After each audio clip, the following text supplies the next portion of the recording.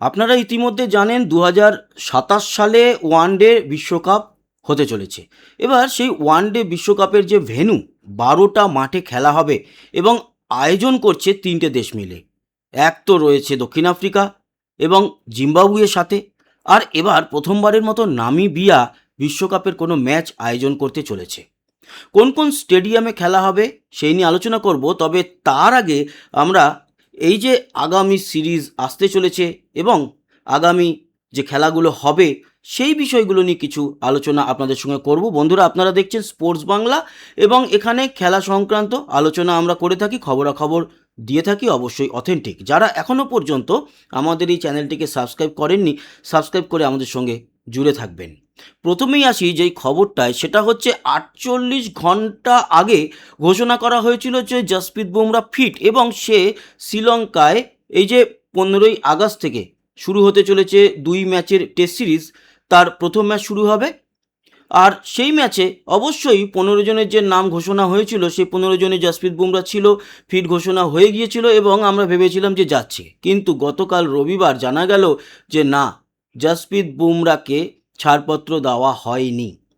আর কেউ রিস্ক নিতে চাইছে না বুমরাকে নিয়ে। বলা হচ্ছে যে আগামী দিনে ওয়ার্ল্ড কাপ আসছে, আরও গুরুত্বপূর্ণ টুর্নামেন্ট রয়েছে, তাই এখনই জসপ্রীত বুমরাকে নিয়ে কোনো রিস্ক নেওয়া হবে না, তাই তাকে ছাড়পত্র দেওয়া হচ্ছে না। তার মানে যেটা দাঁড়ালো, আগামী যে 2 ম্যাচের টেস্ট সিরিজ তাতে আমরা জসপ্রীত বুমরাকে পাচ্ছি না। এটাও কিন্তু একটা বড় ক্ষতি, তার কারণ আমাদের যে টেস্ট চ্যাম্পিয়নশিপ তাতে ফাইনালে খেলতে গেলে এই সিরিজটা জেতা খুবই প্রয়োজন ছিল। যদিও এই সিরিজটা জিতে গেলেই যে আমরা খেলতে পারবো ব্যাপারটা ওরকম নয়, কিন্তু রাস্তাটা খোলা থাকতো। আর এই সিরিজে হারলে সেই রাস্তাটা বন্ধ হয়ে যাবে। তাই আমরা ভেবেছিলাম জসপ্রীত বুমরা হয়তো খেলবে এবং জসপ্রীত বুমরা খেললে ধারে ভারে ভারতের বোলিং অ্যাটাক সেটা অনেকটাই এগিয়ে থাকে, সেটা তো আমরা জানি। এখন খেলতে পারছে না, কিছু তো করার নেই, আমাদের হাত পা বাঁধা। অন্যদিকে এই জসপ্রীত বুমরার জায়গায় নেওয়া হলো জম্মু কাশ্মীরের ক্রিকেটার আকিব নবিকে। রঞ্জিতে খেলেছে এবং এই মুহূর্তে ভালো ফর্মে আছে। যদিও আন্তর্জাতিক কেরিয়ার এখনও শুরু হয়নি, এই প্রথমবারের জন্য দলে প্রবেশ করলো। দেখা যাক এই 2 ম্যাচের যে সিরিজ সেখানে চান্স পায় কিনা। চান্স পেলে আমার মনে হয় আকিব নবি ভালো কিছু করে দেখাবে। তার অপেক্ষায় রইলাম। 15ই আগস্ট থেকে কিন্তু শুরু হতে চলেছে ভারত বনাম শ্রীলঙ্কার এই টেস্ট সিরিজ। অন্যদিকে এটাও জানিয়ে রাখি, এই টেস্ট সিরিজে নামার আগে একটা প্র্যাকটিস ম্যাচ ছিল শ্রীলঙ্কার মাটিতে, সেটা ছিল 4 দিনের জন্য। গতকালকে জানা গেল যে শ্রীলঙ্কা ক্রিকেট বোর্ড জানিয়েছে যে না, ওটা 4 দিনের নয়, ওটা 3 দিনের করা হচ্ছে। তবে তার জন্য খুব বেশি ক্ষয়ক্ষতির ব্যাপার নেই, প্র্যাকটিস 3 দিনে ঠিকই আছে, হয়ে যাবে, অসুবিধা হওয়ার কোনো ব্যাপার নেই। আর যেই বিষয় নিয়ে আলোচনা রয়েছে সেটা হচ্ছে এই যে অজিত আগারকার এবং গৌতম গম্ভীর অ্যান্ড কোম্পানি এই মুহূর্তে আমাদের ভারতীয় দলের দায়িত্বে রয়েছে। একজন নির্বাচক প্রধান, একজন হচ্ছে হেড কোচ। এদের দায়িত্ব থাকা যে টিম, সেই টিম দেখলে বা টিমের যে মেম্বাররা তাদেরকে দেখলে এটা ক্রিকেট টিম না হাসপাতাল আপনি ধরতে পারবেন না। ম্যাক্সিমাম প্রচুর প্লেয়ার মাঠের বাইরে, যেমন হার্দিক পান্ডিয়া রয়েছে, তার সাথে আপনারা দেখুন নীতিশ কুমার রেড্ডি, হর্ষিত রানা খেলতে পারবে না, জসপ্রীত বুমরা খেলতে পারবে না।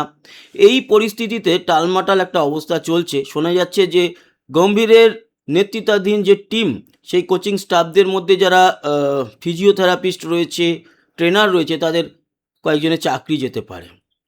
এই পরিস্থিতিতে জোরালো দাবি উঠছে যে অবিলম্বে লক্ষ্মণকে ভারতীয় দলের কোচ করা হোক, কারণ সদ্য লক্ষ্মণ কিন্তু ফল দেখিয়েছে, সেটা আপনারা জানেন যে জিম্বাবুয়ের এগেনস্টে 3-0 টি-20 সিরিজ জিতে এনেছে।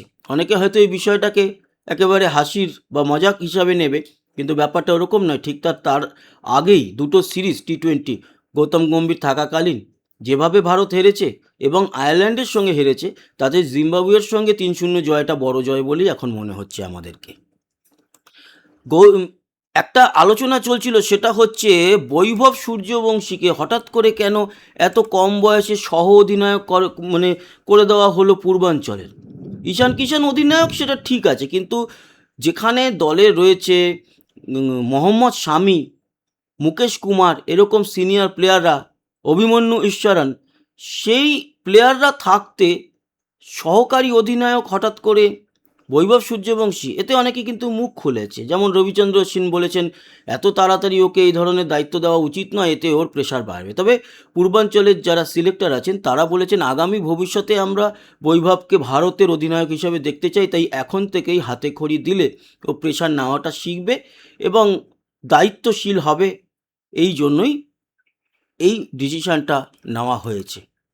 এবার আসি শুরুতেই যেটা বললাম যে 12খানা ভেন্যু ঘোষণা করা হয়েছে যাতে আয়োজিত হবে আগামী 2027 বিশ্বকাপ। এই বিশ্বকাপ কিন্তু শুরু হবে 2027 4 অক্টোবর এবং তার ফাইনাল হবে 21 নভেম্বর। তার মানে প্রায় 1.5 মাস ধরে চলবে বিশ্বকাপ। ফরম্যাট ওই 2003 সালের বিশ্বকাপ যেরকম হয়েছিল অনেকটা ওই রকম। এবার 14টা দলকে 7টা ভাগে বিভক্ত করা হবে, তারপর সেখান থেকে বেরিয়ে আসবে সুপার 6।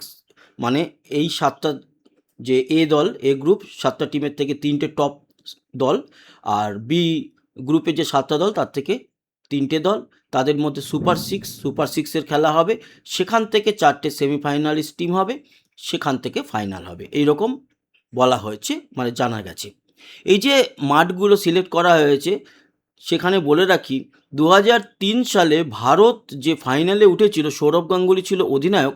সেই সময় ফাইনাল হয়েছিল অস্ট্রেলিয়ার সঙ্গে, ভারত ফাইনালে হেরেছিল, রিকি পন্টিং ছিল ক্যাপ্টেন।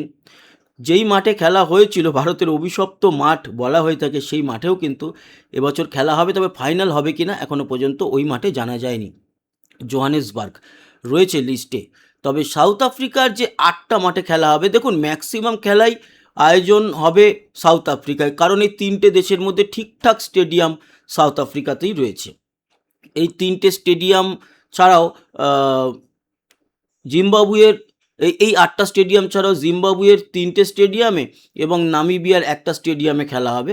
আর নামিবিয়া কিন্তু এই যে টোটাল ম্যাচ হবে প্রায় 51-52টার মতো, সেই ম্যাচগুলোর মধ্যে মাত্র 3টে আয়োজন হবে বা আয়োজিত হবে নামিবিয়াতে, আর গোটা 8 হবে গিয়ে জিম্বাবুয়েতে। বাকি সব ম্যাচ হবে মোটামুটি ধরে রাখুন 42-41টার মতো ম্যাচ কিন্তু হবে সাউথ আফ্রিকাতে। সাউথ আফ্রিকার যে মাঠগুলো এর মধ্যে লিস্টেড হয়েছে সেগুলো হচ্ছে বাফেলো পার্ক, কেপটাউন মানে নিউল্যান্ডস ক্রিকেট গ্রাউন্ড, জোহানেসবার্গ। এটা কিন্তু গুরুত্বপূর্ণ স্টেডিয়াম, ওয়ান্ডারার্স স্টেডিয়াম জোহানেসবার্গের, কারণ এখানেই বড় বড় ম্যাচগুলো হবে। যদিও এখনও সেমিফাইনাল ফাইনাল কোথায় হবে জানা যায়নি, কিন্তু ফাইনাল তো অবশ্যই সাউথ আফ্রিকাতে হবে, কারণ জিম্বাবুয়ের মাঠের কন্ডিশন আপনারা জানেন, আর নামিবিয়া তো আরও খারাপ, আমি দেখাচ্ছি এর পরেরতেই দেখতে পারবেন। এছাড়া সেঞ্চুরিয়ানে আছে, এদিকে সেন্ট জর্জ পার্ক এখানে আছে, তারপরে ব্লমফোর্টেইন, মাঙ্গুয়াং ওভাল এখানে খেলা হবে ডারবানও ভালো স্টেডিয়াম, আর পার্ল। মোটামুটি এক কথায় বলতে গেলে সাউথ আফ্রিকা স্টেডিয়ামগুলো ঠিকঠাক ভালো স্টেডিয়াম। তার মধ্যে তো জোহানেসবার্গ স্টেডিয়াম আমরা বলতেই পারি যে হয়তো ফাইনাল এখানেই আয়োজিত হবে, বা কেপটাউনও হতে পারে, এখানেই সেমিফাইনাল ফাইনাল হওয়ার কথা। এরপর যদিও একটা সেমিফাইনাল হতে পারে জিম্বাবুয়েতে, কিন্তু জিম্বাবুয়ের মাঠগুলো যদি আপনারা দেখেন, বুলাও ছাড়া বাকি হারারে তো দেখলেনই, কয়েকদিন আগে খেললো, 3টে ম্যাচই ওখানেই খেলা হয়েছে, টি20 খেললো ভারত। সেই স্টেডিয়ামেরও যা গ্যালারি, তাতে 7-8 হাজারের বেশি লোক বসতে পারে না।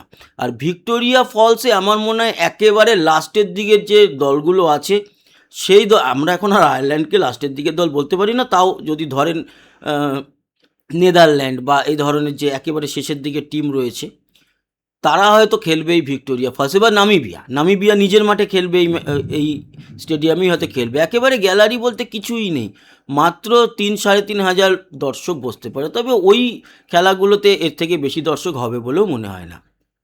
এর মধ্যে বুলাও একটুখানি বেটার, যেটা কুইন স্পোর্টস ক্লাব জিম্বাবুয়ের মধ্যে, এইটাই একটু বেটার স্টেডিয়াম আমরা দেখতে পাচ্ছি। এখানে যদি সেমিফাইনাল একটা হয় তাহলে অবাক হওয়ার কিছু নেই, এখানে হতে পারে।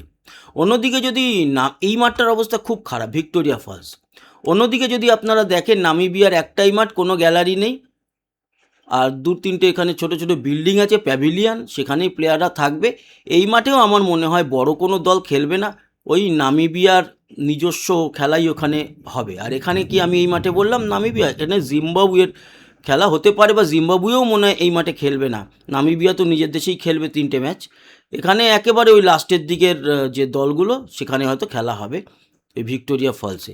নামিবিয়ার মাঠেও একদম দর্শক আসন সংখ্যা বলতে গেলে বলা যেতে পারে 2-2.5 হাজারের বেশি লোক ধরবেই না এখানে। এই মাঠ হয়েছে সিলেক্টেড, এখানেই খেলা। তো বন্ধুরা, এই ছিল এই মুহূর্তের আলোচনা। যারা এখনও পর্যন্ত আমাদের সঙ্গে যুক্ত হননি, যুক্ত হয়ে যান, কারণ আগামী দিনে অনেক অনেক সিরিজ আসতে চলেছে। ফুটবল নিয়েও খবর থাকবে, মোটামুটি খেলার খবরাখবর থাকবে আপনাদের জন্য। তবে ক্রিকেট নিয়ে বেশি আলোচনা হয়ে থাকে। ক্রিকেট প্রেমীরা যুক্ত থাকবেন আমাদের সঙ্গে। ভালো থাকবেন, সুস্থ থাকবেন। আবার দেখা হবে, ততক্ষণের মতো টাটা।